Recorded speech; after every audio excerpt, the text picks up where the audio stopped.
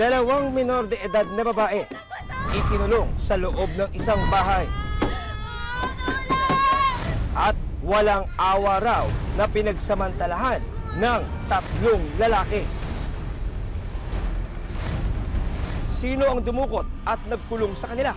Makatakas pa kaya sila sa kinasandakang kalbaryo? Samahan niyo ako tuklasin ang katotohanan at hanapin ang katarungan sa likod ng kasong ito. Magandang hapon. Ako po si John Consulta para sa Pinoy Crime Stories.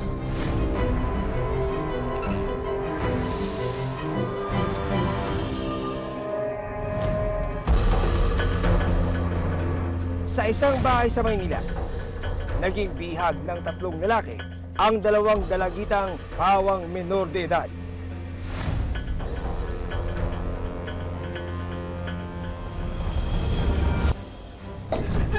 Oh, saan kayo pupunta? Diyan lang kayo.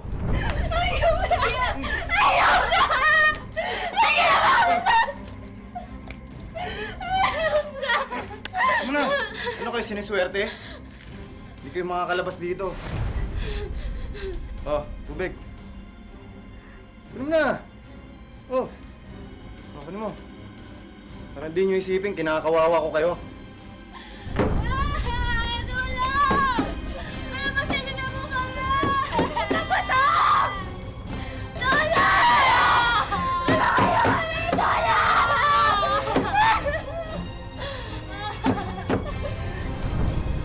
Sina Bea, 13 anyos, at Trisha, 14 anyos. Hindi nila mga tunay na pangalan. Huwag ka mag-alala. Ako, hinahanap na tayo ng mga magulang.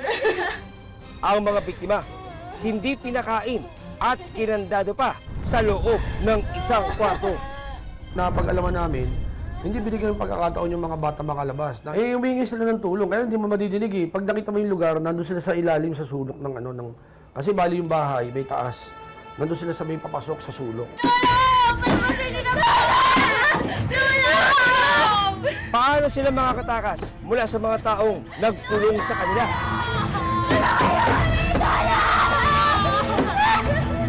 Gabi noong October 28, 2023, nang mawalang parang bula, ang magkaibigan na sina Bea at Trisha, hindi nila tunay na mga pangalan.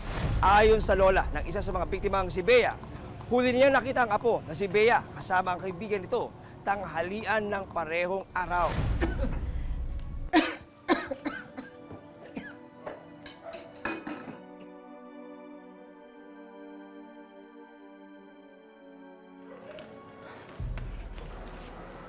La, kamusta na po pakiramdam mo?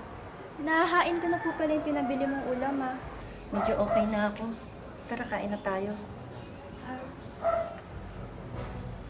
Sige po, La, mauna ka na po. Sandali lang po kami, La. Bakit? Saan kayo pupunta? Pero bumalik ka rin kay kagad, ha? At saka Bumili siya ulam, tapos hinatid lang, bumaba ulit. Hindi ko naman alam kung saan pupunta. Kasi siyempre nakahiga lang ako dyan kasi nga may sakit ako, trangkaso ko. Tapos hanggang gabi, hindi nakauwi. Ayon sa investigasyon ng mga pulis, kasama ng kaibigang si Trisha, pinuntahan nila ang boyfriend ni Bea na nagtatrabaho sa barangay hall. Umalis na sila nga hindi na umuwi nung pagtapos bili ng ulam, Sabado. Doon daw sila pumunta sa barangay hall, sa nanliligaw sa kanya. Nagkaroon daw ng hindi pagkakaunawaan si Bea at ang kanyang nobyo. Ayan. Matagal ko nang kachat yan, mga 1 month na. 1 month? At pagkatapos ay dumiretso ang magkaibigan sa isang computer shop. Dito, isang lalaki raw ang nakausap ni Bea at Trisha sa social media. Chat-chat niya daw yun. Tapos yun, susunduin daw sila. Pumayag man sila sunduin. Sinabi nila guro kung saan sila sunduin. Ano, nung sinundo sila, sumama sila. Ano, inuman tayo mamaya? Saan? Dito sa bahay. Ano, tara? Inuman daw doon sa bahay nila. Ano, Jika? Te, kasama ka agad? Kilala mo ba yan? Mamaya ka nang gawin sa atin yan, ah. Ito naman, wala naman akong gagawin masama sa inyo. Inuman lang. Lingid sa kaalaman ng dalawang minor de edad, ito na pala ang simula ng matinding kalbaryo na daranasin nila. Lasing na yata ng isang to. Tinitingnan lang namin kung kaya pa. Ano ang sasapitin nila sa kamay ng mga bagong kakilala? Isang buwang nang kilala ni Bea si Jasper na nakilala niya online. Ang lalaki, inaya makipagkita at makipag-inuman ng dalagita kasama ang kaibigan nitong si Trisha. Hanggang sa gabi noong October 28, 2023, pumayag ang magkaibigan. Ano, inuman tayo mamaya? Saan? Dito sa bahay. Ano, tara? Inaman daw doon sa bahay nila. Ano, G? Tay, kasama ka agad? Kilala mo ba yan? Mamaya ka nang gawin sa atin yan, ah. Ito naman, wala naman akong gagawing masama sa inyo. Inuman lang. Nag-usap po sila, magbi-meet up sila, or parang eyeball ba? Darating pa ba? Ewan ko nga eh.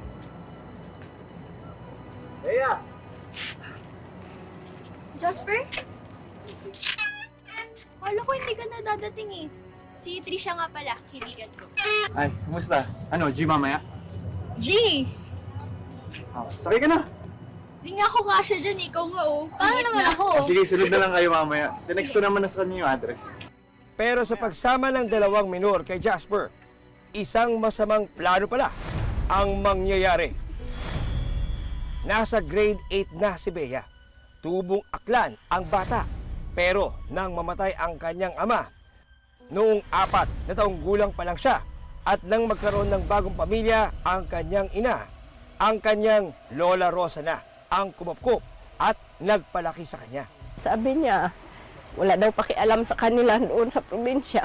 Sa lula niya lang siya nakatira. Kung saan lang daw, saan sila nilalagay.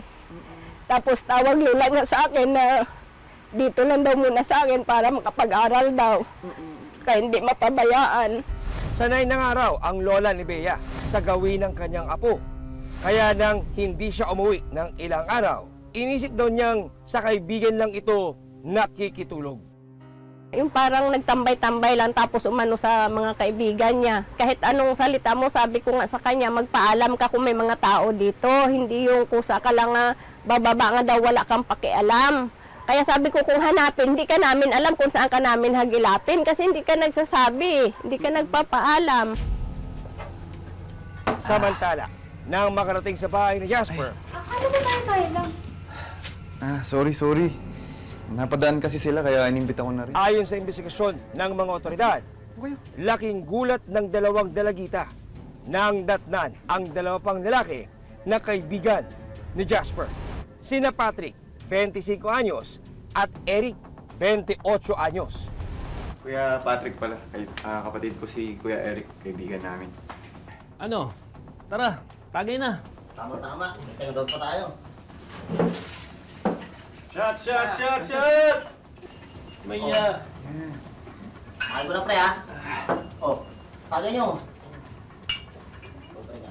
The problem, hindi pa naman niya kakilala lubusan yung tao and kakikilala lang niya through social media.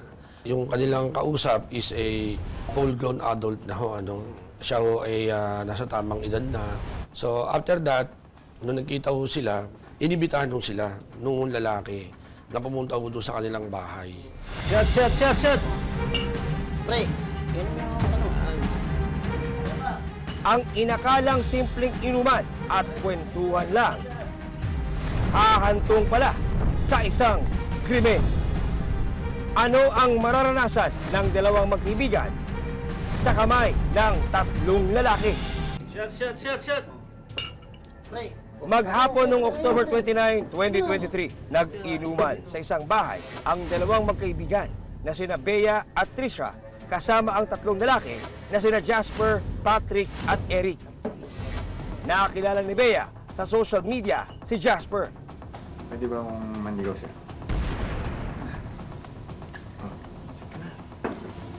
Kala ko ba tropa lang tayo? Ganda mo kasi. Samantalang noong mga panahong yun, hinahanap naman ng nanay ni Trisha ang anak sa bahay ng lola ni Bea. Andito po ba si Trisha? Yung isang araw pa po kasi siya hindi umuwi eh. Kasabay sila umuwi galing sa eskwelahan kanina.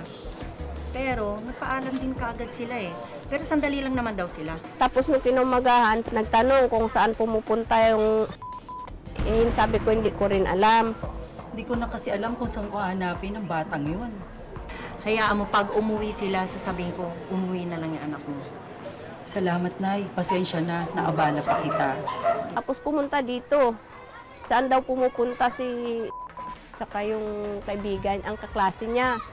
Hindi ko naman alam. Itong kasama lagi. Kaya yun, pumunta sila. Pinuntahan nila. Tinanong daw doon. Wala man daw doon.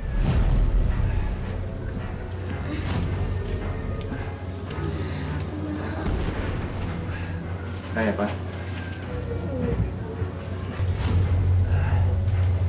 Huwag na. Hoy, ginagawa niyo sa kaibigan ko. Mga pistos kayo ah. Lasing na yata itong isang to. Tinitingnan lang namin kung kaya pa. Oo nga. Huwag na yung kiliti ako. Makalipas ang ilang oras na inuman, Tol. Alam mo na kayo dyan. nalasing daw ang dalawang magkaibigan. Doon sa length of time na nandun sila sa loob ng bahay na yun, nakita ko natin yung mga alak doon. Kitang-kita ko na totoo yung sinasabi ng mga bata na sila pinainom ng alak at nilasing bago sila hinalay. Oh, saan ka pupunta? Dito ka lang. Kaya mo yung kaibigan mo. Galaw rin sa taas. Hindi ko umiga ka muna. Oo nga. Para matanggal yung hilo mo. Habang walang malay dahil sa kalasingan ang dalawa, isinakatuparan ng mga suspect ang kanilang maitim na balak.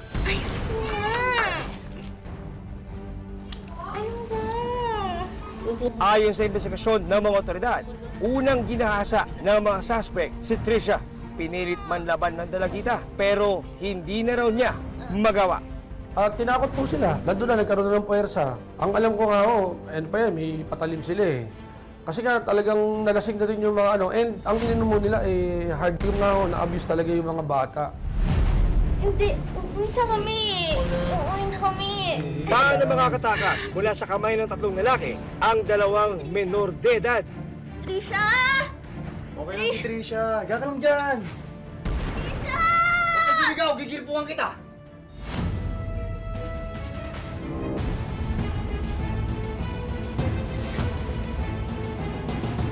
Walang awa raw na pinagsamantalahan ng tatlong lalaki ang dalawang menor de edad na sina Bea, 13 anyos at Trisha, 14 anyos. Ano po man lang? Tinatanggal namin. Ayon sa investigasyon ng mga pulis, matapos lasingin ng mga suspect ang dalawang menor, una raw nilang ginahasa si Trisha. Huwag ka na mo. Kami na ba? Shhh.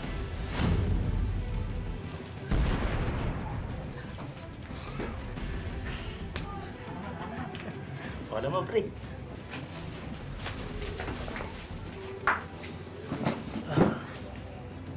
Huwag ka na pumalag. Ako, pre.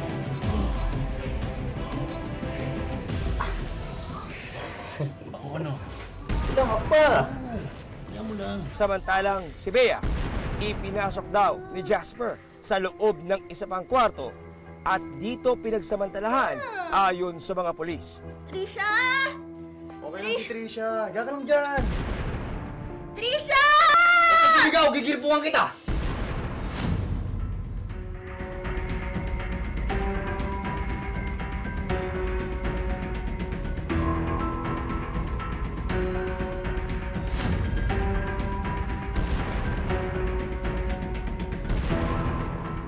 Bali, 29 na po ng October. Doon nangyari yung panghahalay. Yung isa, ang humalayo sa kanya is yung dalawa po na kaibigan. Matapos ang ilang oras, pumasok sa kwarto si Trisha at sinabi kay Bea ang ginawang panghahalay sa kanya. Kaya pinagtulungan nila ako. Gusto ko lang mamaya, umuwi na tayo, please. Please. Huwag ka mag-alala. Alis tayo dito, ha? Ikaw rin. Anong ginawa nila sa'yo?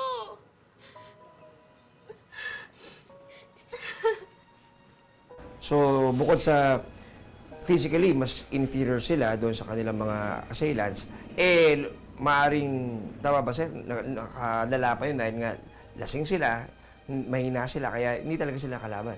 Opo, unang-una po, yung mga bata ko hindi talaga umiinom. So pinilit po sila, meron nung talagang force and intimidation nung talaga. And bali, almost 2 days po sila doon sa may loob nung kwarto na yun. Susubukan sana ng dalawa na tumakas. Pero biglang dumating si Jasper. Saan kayo pupunta? Diyan lang kayo.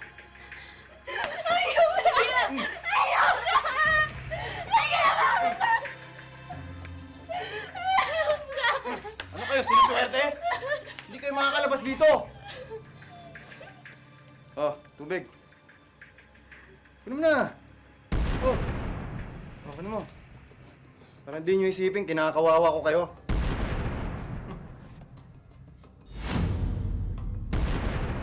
Ano gagawin mo dyan? Para makasigurado.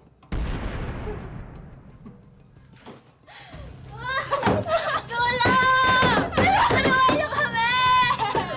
Pero sa halip na paalisin, si Jasper ay kinandado daw ang dalawa sa loob ng kwarto. Tulong! Palabasin niyo na pala!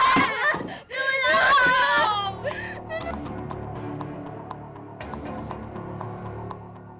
Hanggang sa sumapit ang madaling araw ng October 30, 2023, habang nasa loob pa rin ng kwarto ang dalawang biktima. May dumadating.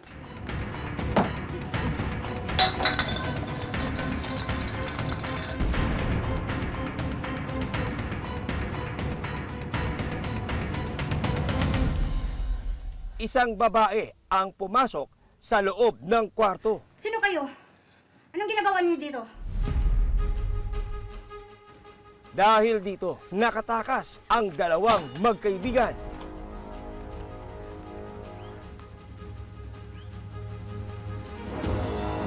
Paano po yung nagsimula ang kwento rito?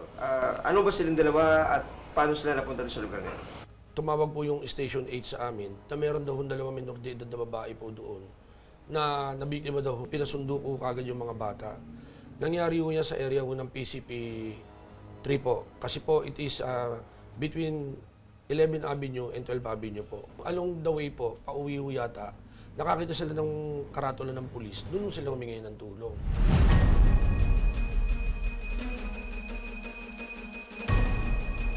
Tulungan niyo po kami, naghahasa po kami. Sumama na lang kayo sa amin sa presinto para maimbestigahan natin. Tara. Tumawag na daw po yung barangay na nandoon na yung mga bata. Kaya yun, pinuntahan niya. Base sa medical legal report, positibong ginahasa ang dalawang biktima. Based po dun sa medical legal findings, it turns out po na na-abuse po talaga yung mga bata. Kaya kinakausap siya ng mga pulis, di siya sumasagot. Tulo lang rin luha niya.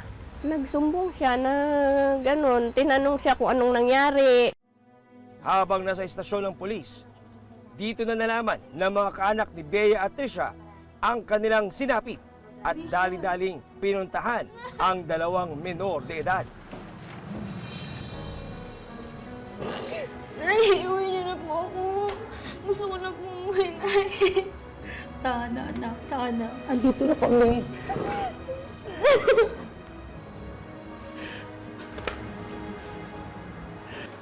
Bea, Bea ako. Nalagana na ako sa'yo. Ano nangyari sa'yo ako? Sorry, Lola. Sorry po.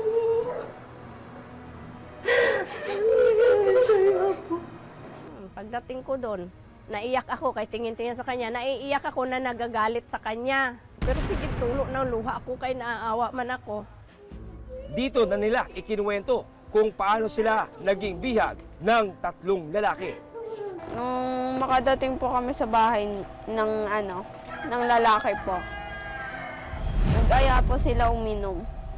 Pati po ako kasi po di naman po talaga ako uminom nun. Pinipilit lang po ako. Nalasing na po ako nun. Bali noong time na nangyari po sa kanya, Nung lumipat po kaming dalawa ng kwarto, nalalayan lang po ako nun kasi po hilong-hilo na po ako nun.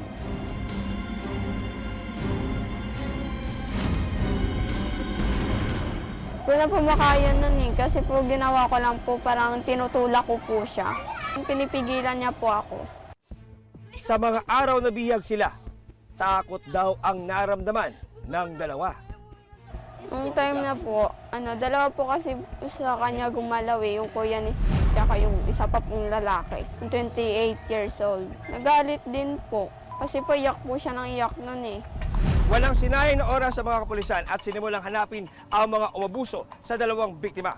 At sa parehong araw ng October 30, 2023, nahuli sa Maynila ang dalawang suspect. Upon arrival dun sa area po, yung isa nakuha kaagad ng tropa. Nakuha na sa tropa sa labas po. Yung pong isa, yung kung saan doon nangyari yung panghahalay. Doon naman nung namin pinasok. Sila yun. Dahil nung nakita ko ng bata, nanginig na ko agad siya at umiyak mo talaga ng umiyak ko. Positively identified po sila. Sa cellphone video ito, nakuha ng mga pulis kasama ang dalawang biktima. Positibo nilang itinuro ang lugar na pinangyarihan ng krimen.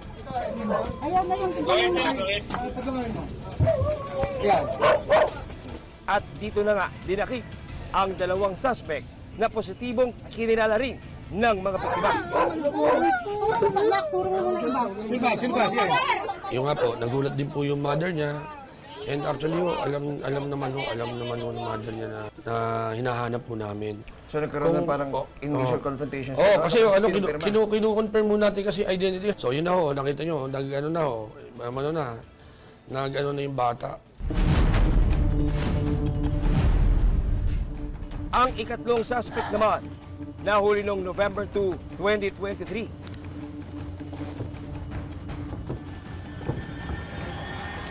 Jasper Cruz, inaaresto ka namin sa salang statutory rape at illegal detention. Okay, kunin.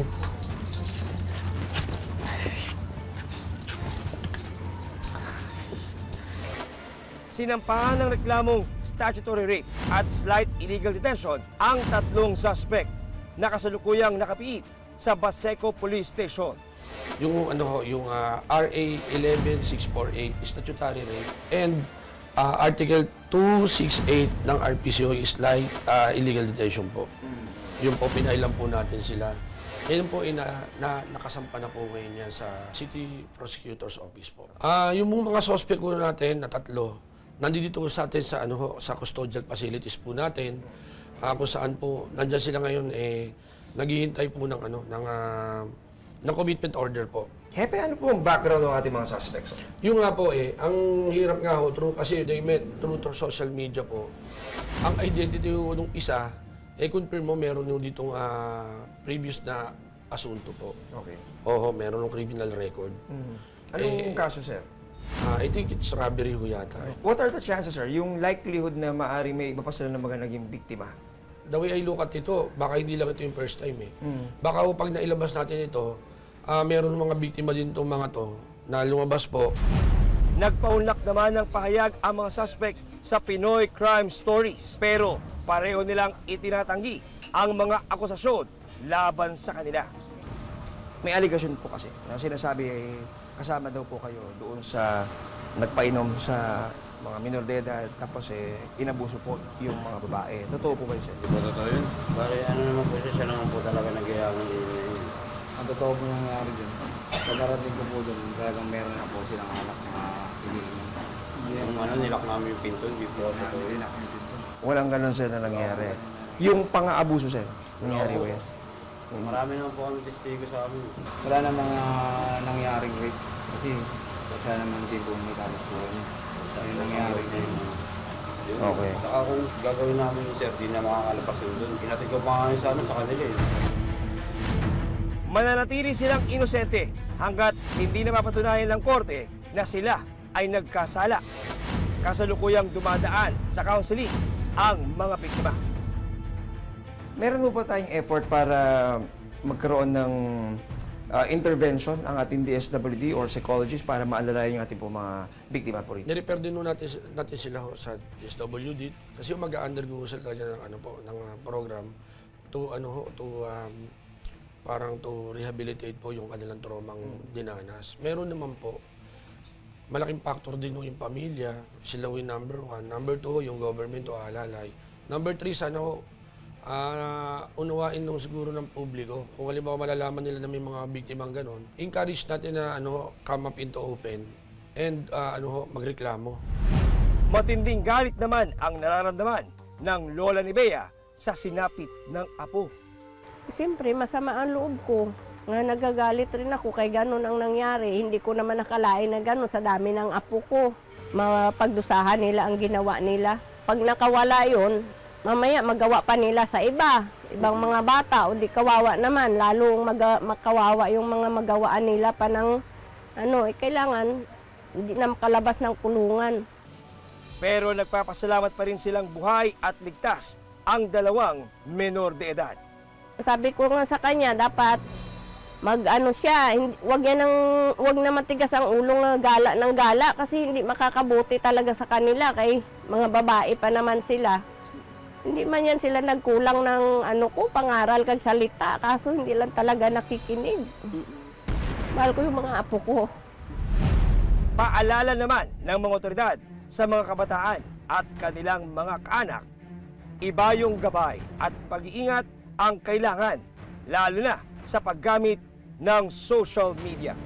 Ano ho yung inyong may papayo? Unang-una, huwag tayo makipagkita sa taong hindi natin kilala, total strangers sa atin. Huwag mo tayo kagad maniwala na yung taong kausap natin totoo. And yung makinig sa payo ng magulang. Hanggang sa susunod na Sabado, para sa pagtuklas sa katotohanan at paghahanap ng katarungan, ako po si John Consulta at ito ang Pinoy Crime Stories.